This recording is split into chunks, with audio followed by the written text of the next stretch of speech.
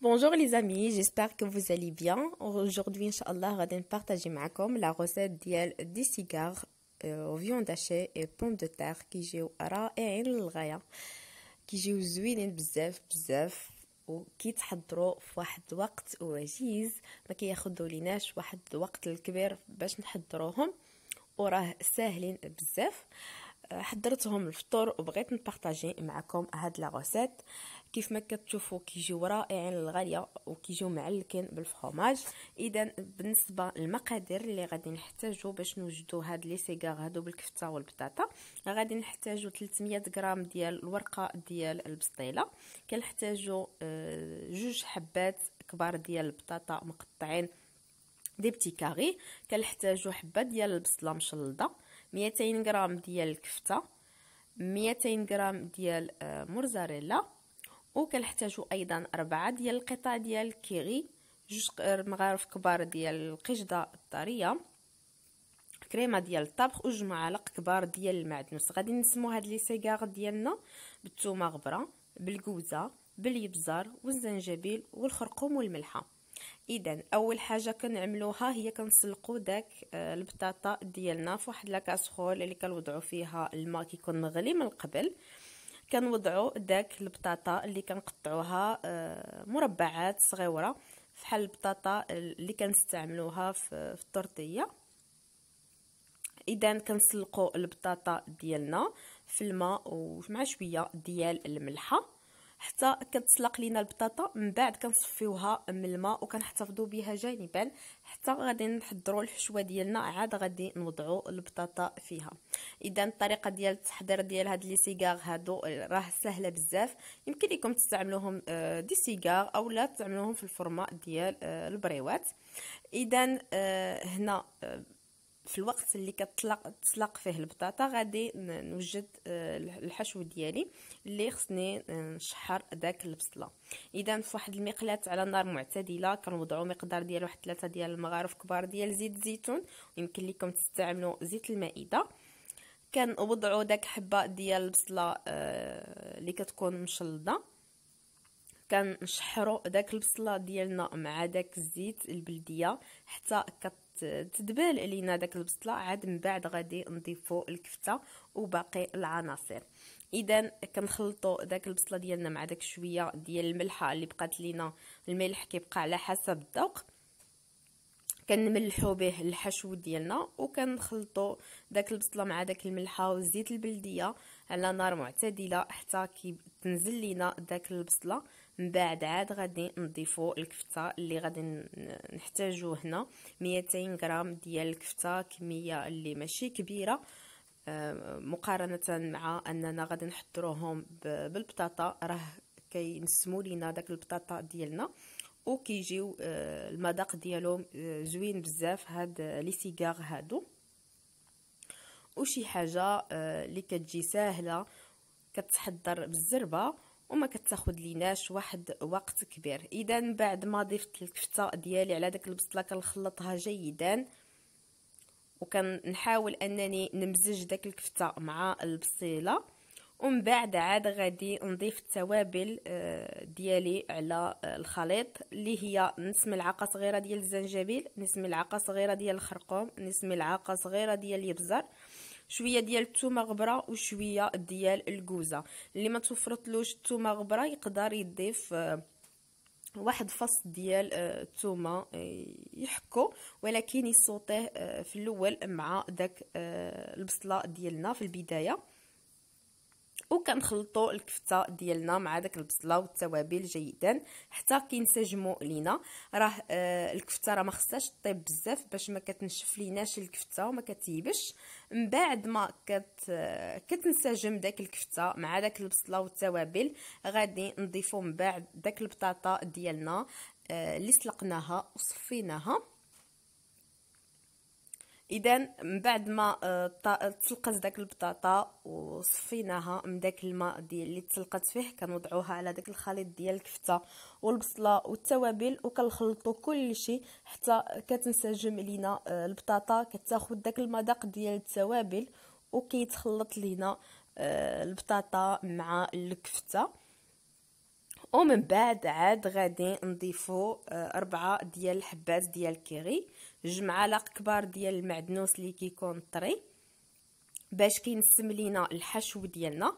كنضيفو 2 معالق، يمكن لينا نستعملوا حتى 3 ديال المعالق كبار ديال الكريمه الخاصه بالطبخ، وكنخلطوا الخليط جيدا حتى كينسجم لينا. من بعد عاد كنضيفوا داك 200 ويمكن لينا نستعملوا فقط 150 غرام ديال جبن موزاريلا، ويمكن لينا نعوضوه بايمونطال او بجبن ايدام.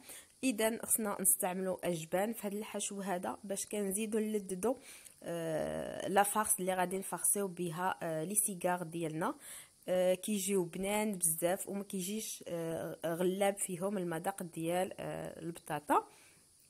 من بعد ما انسجم لينا الحشو مع داك الكريمه ديال الطبخ وداك الكيري اللي وضعناه، من بعد كنضيفوا الجبن ديالنا وكنخلطوا كل شيء حتى كيذوب لينا داك الفرomاج وكيعطينا واحد التعليكه غزاله بزاف في هذا الحشو هذا اللي غادي نحشيو به لي سيغار. غادي تشوفوا معايا انه كيجي جميل وكيجي لذيذ للغايه. يمكن لينا اننا كفكره بغيت نبارطاجيها معكم ديال هاد لا غوسيت هذه اللي سهله بزاف وكتجي لذيذه، وباش كنوعوا بها الشكل ديال المملحات. كيف ما كتعرفوا ان في رمضان كنستهلكوا المملحات بزاف، عليها بغيت نبارطاجي معكم هاد لا غوسيت. اذا كتشوفوا داك التعليكه ديال الفرomاج كتجي خطيره. اذا من بعد ما وجدت ليا لا فارس وضعتها في واحد البول وخليتها حتى بردت ليا، عاد غادي نعمر بها الورقه ديال البسطيله. عندي هنا واحد شويه ديال الماء مخلط مع الدقيق باش غادي نلصق به لي سيغار ديالي. اذا غادي ناخذ الورقه ديال البسطيله. هنا عندي الورقه ديال البسطيله مقسومه في النص، غادي نزيد نقسمها في النص باش نحصل على الارباع ديال الورقه ديال البسطيله باش غادي نشكل بهم لي سيغار. غادي نقطعوا الورقه ديال البسطيله ديالنا. هاد الورقه ديال البسطيله طيبه على البخار، كتجي رقيقه وزوينه بزاف. كنستعملها وكتجي جميله للغايه، كتجي خفيفه. اذا كنقطعوا الورقه ديال البسطيله ديالنا كيف ما شفتوا معايا، ومن بعد كناخذ واحد المثلث ديال الورقه ديال البسطيله وكنوضعوا فوق طاوله العمل. الجهه الحرشه ديال الورقه ديال البسطيله ديما كتكون من الداخل. انا هنا هاد الورقه ديال البسطيله اللي استعملت راه ديجا كانت عندي في كونجيلاتور عليها عندي كتقطع ليا واحد شويه. اذا كنوضعوا الحشو ديالنا ملعقه ديال الحشو، كنطويو الورقه ديال البسطيله كيف ما شفتوا معايا وكنلصقوا بداك الخليط ديال الدقيق والماء. كنوضعوها واحد شويه وصافي. هادو هي الكيفيه باش كنلويو لي سيغار ديالنا، كيفيه اللي هي سهله. غادي نزيد نعمر معكم واحد ديال 2 قطع ديال دي سيغار بخصوص الاخوات المبتدئات اللي ما كيعرفوش كيفاش كنطويو الورقه ديال البسطيله باش كنحصلوا على دي سيغار. راه ساهله بزاف، تبعوا معايا وغادي تعلموا الطريقه بكل سهوله باش تلويو لي سيغار ديالكم. اذا كيف ما شفتوا معايا غادي نزيد معكم قطعه اخرى.